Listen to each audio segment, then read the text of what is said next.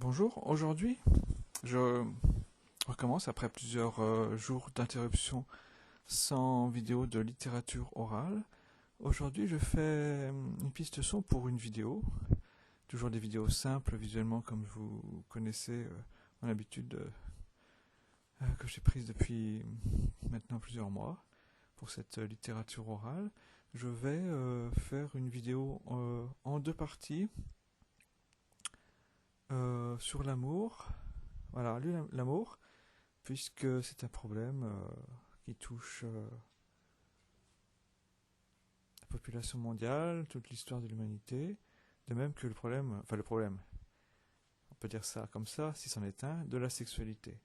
Je dirais, si je reformule, que les deux questions qui traversent l'humanité depuis son début jusqu'à présent, différemment selon les populations concernées, ce sont les thèmes de l'amour et de la sexualité, du sexe, comme on dit des fois. Donc, mais il y a aussi l'amour auquel on a affaire quand on est psychanalyste, qui s'appelle l'amour de transfert, et j'en parlerai très simplement dans une deuxième vidéo qui sera peut-être un peu plus courte, on verra. Alors, l'amour et la sexualité. Alors, l'amour et la sexualité, voilà. Alors, Lacan a fait le séminaire 20, qui s'appelle Encore sur l'amour, qui est un séminaire très difficile, que j'ai lu, bien sûr, pendant ma formation de psychanalyste, mais qui ne me dit pas grand-chose. Il n'est pas très parlant, en fait.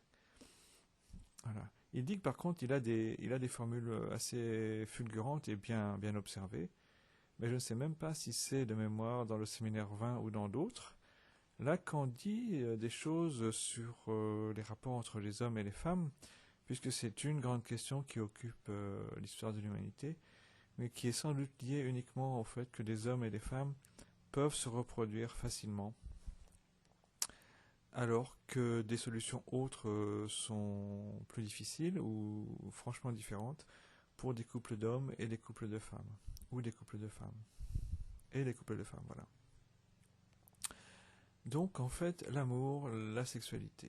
Alors, j'en ai déjà parlé dans mes vidéos, même de littérature orale, sur l'histoire de l'humanisation de l'humanité par l'accès au langage. Voilà. Donc, reportez-vous pour bien comprendre comment ça a pu se passer selon toute hypothèse, que même Lacan corrobore si vous suivez son enseignement dans ses séminaires, notamment. Hmm. Euh, et d'autres disciplines aussi semblent corroborer cela, comme l'ethnologie, et d'autres sans doute qui sont connexes à la psychanalyse et qui sont dont les personnes qui portent ces discours sont comme des gens qui dialoguent avec les psychanalystes dans le monde intellectuel, mais pour les applications pratiques dans nos vies, en fait. Voilà. Et donc, alors l'amour d'une part et la sexualité d'autre part. Ce que dès Freud et repris par Lacan, appelait tous les deux le courant tendre et le courant sexualisé. Le courant tendre, c'est le courant de l'amour, et le courant sexualisé, c'est le courant de la sexualité.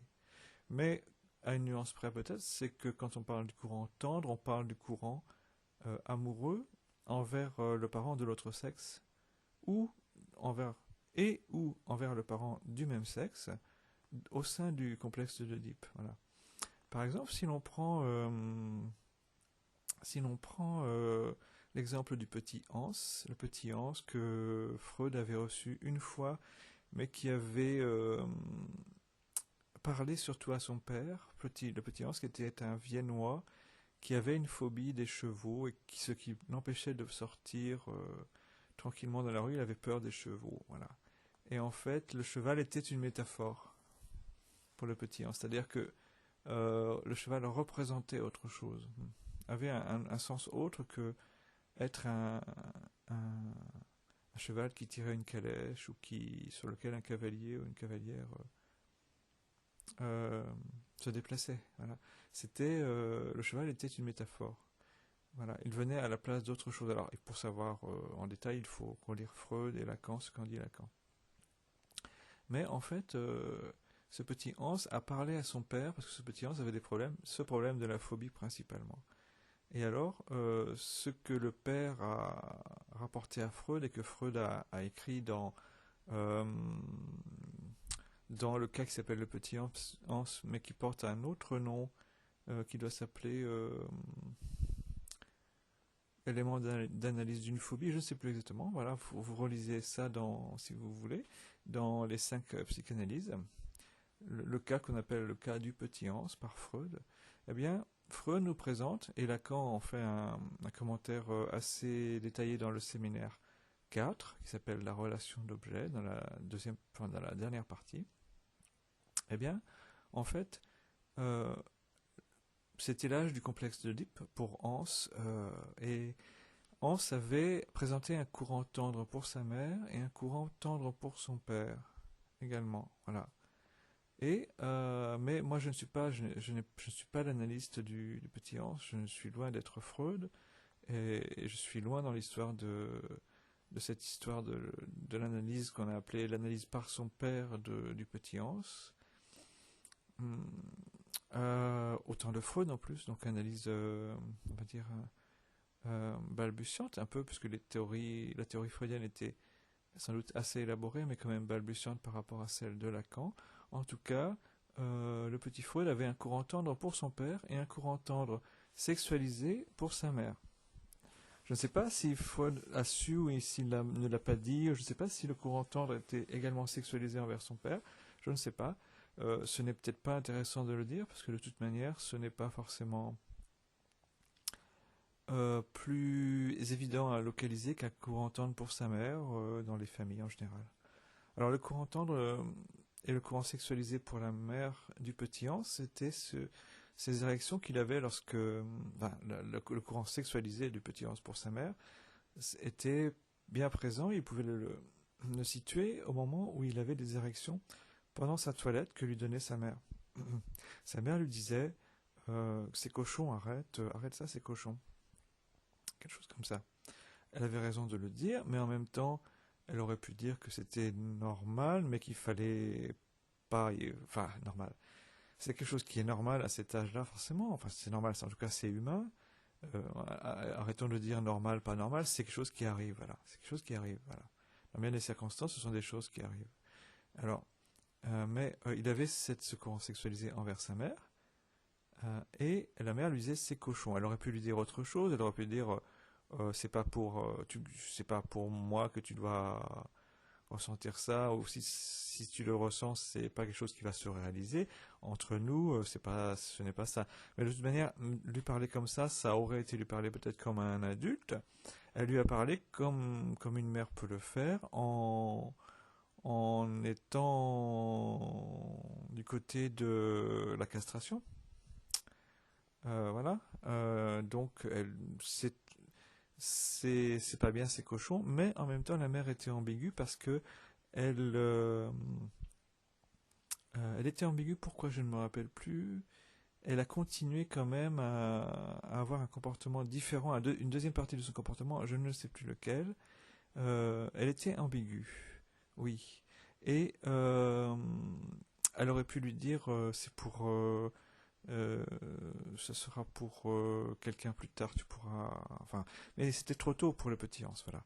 Mais en fait, le courant tendre pour la mère et sexualisé pour la mère, selon la théorie de Freud du complexe d'Oedipe, n'a pas pu être modifié par l'action du père que Freud décrit, le père de Hans, que Freud décrit comme carent, c'est-à-dire que le père n'a pas pu, il était gentil, c'était un gentil père, qui écoutait son fils, voilà, qui l'écoutait bien, qui lui posait des questions éventuellement, mais en même temps, il n'était pas du côté de dire selon le complexe de Freud, enfin celui que décrit Freud selon sa meilleure expression, dit-il, plus ou moins.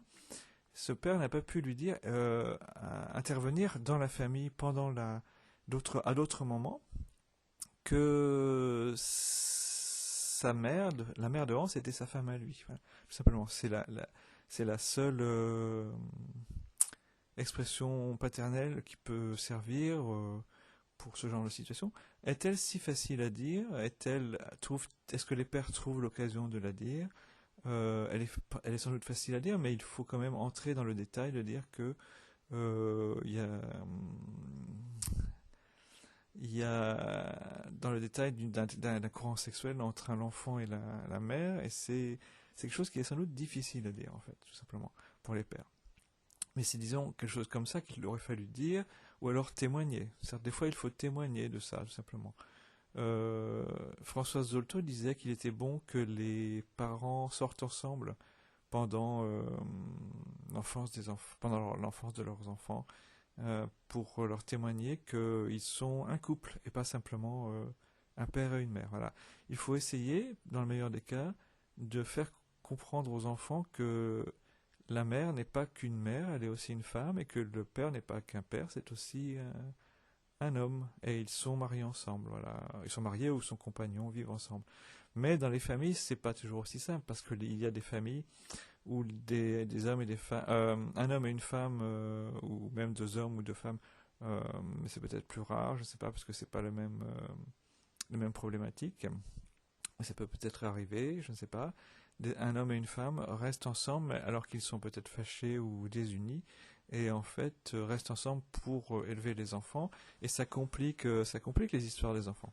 Alors ça, c'est pour le courant sexualisé et tendre envers la mère.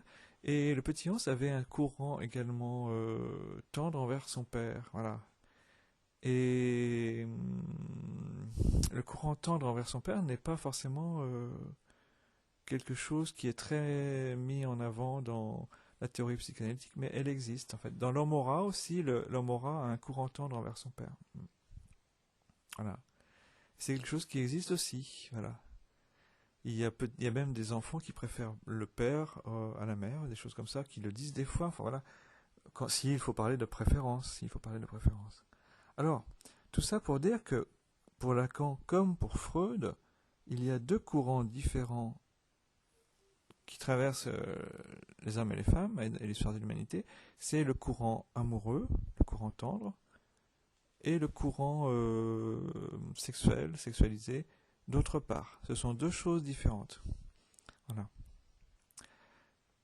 Par exemple, une névrosée peut aimer un homme, un homme névrosé peut aimer un homme névrosé peut aimer une femme, et il aura sans doute une sexualité avec l'un ou l'autre des sexes, alors qu'il peut également aimer l'autre sexe, ou le même sexe. Voilà.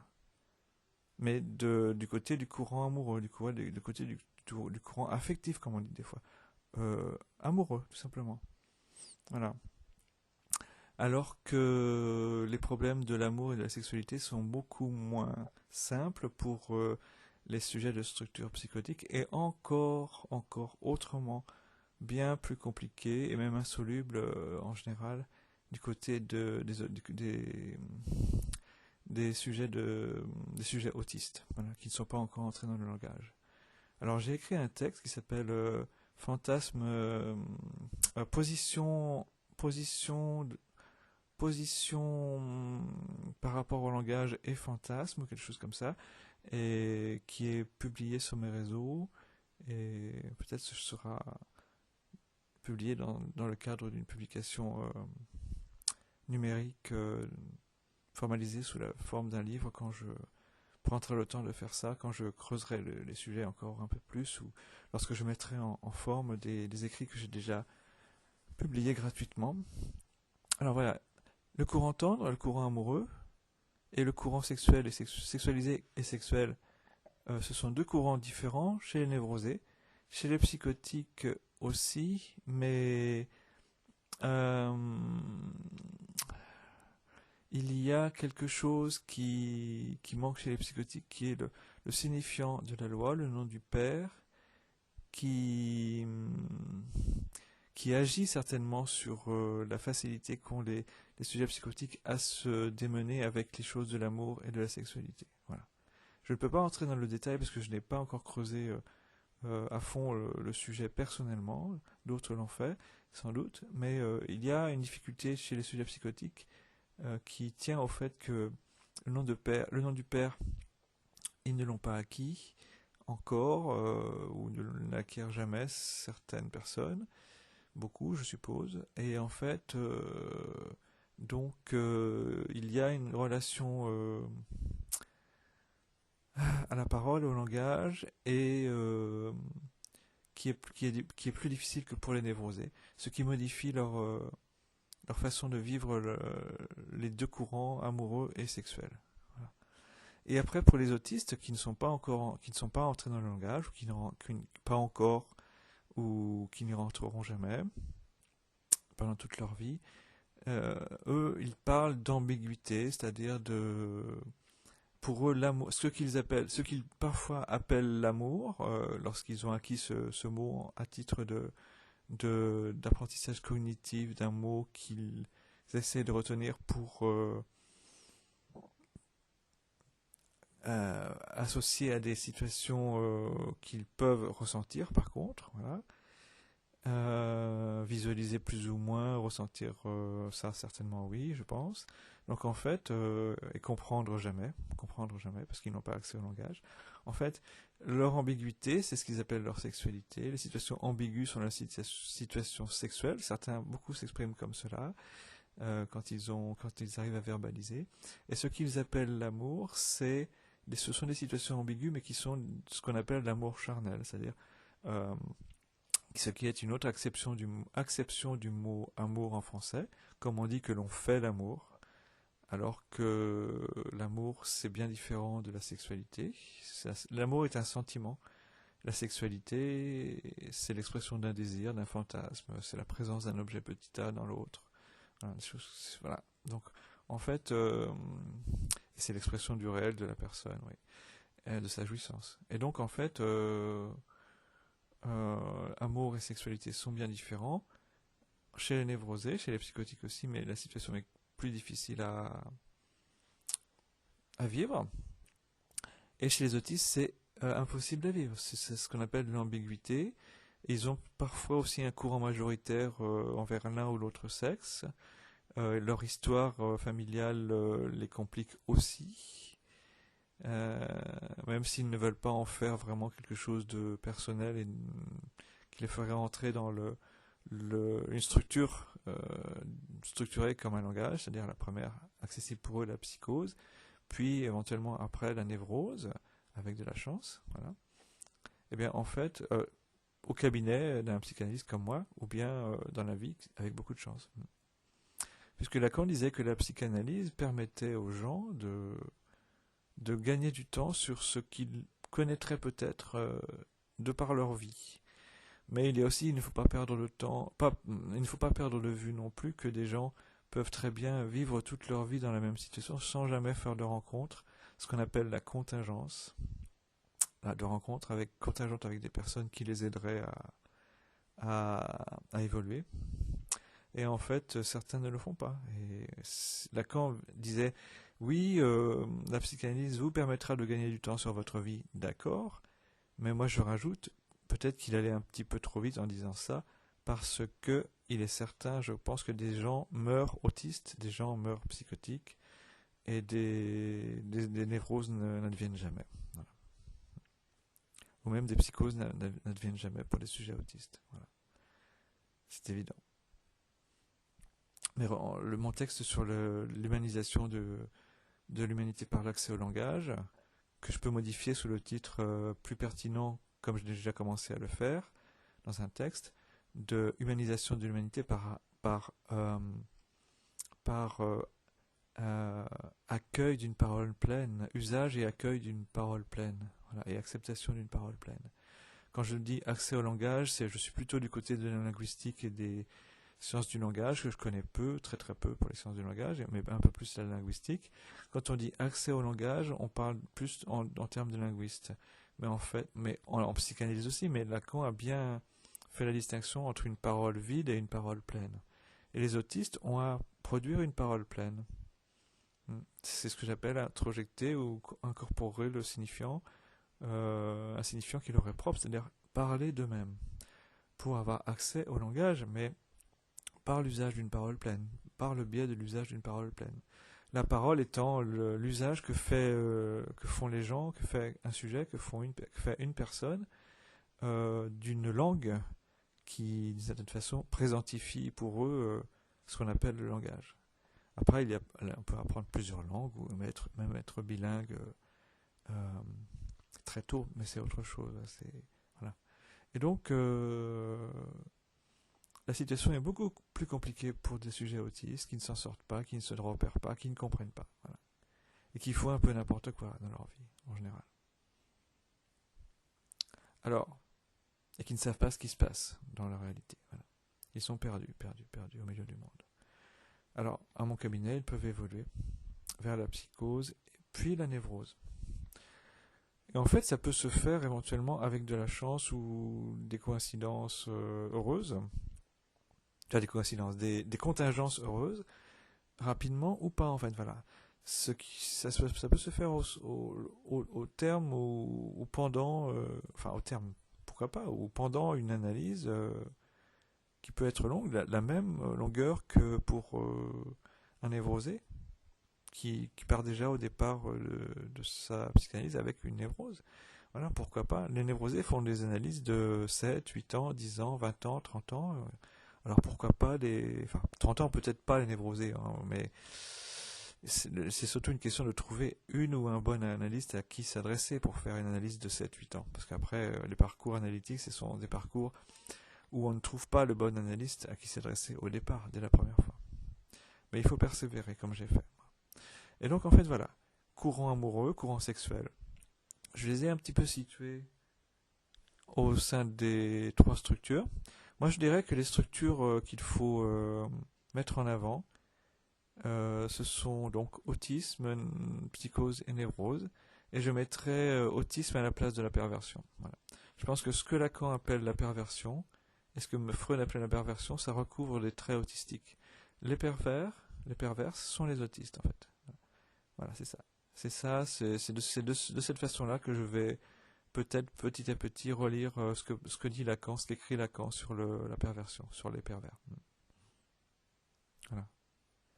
Alors après, homosexualité, hétérosexualité, c'est une autre question. C'est aussi une façon de prendre le problème. J'en ai déjà parlé. En fait, en disant que, comme dit Lacan, hétérosexualité ou homosexualité, ce sont des équivalents.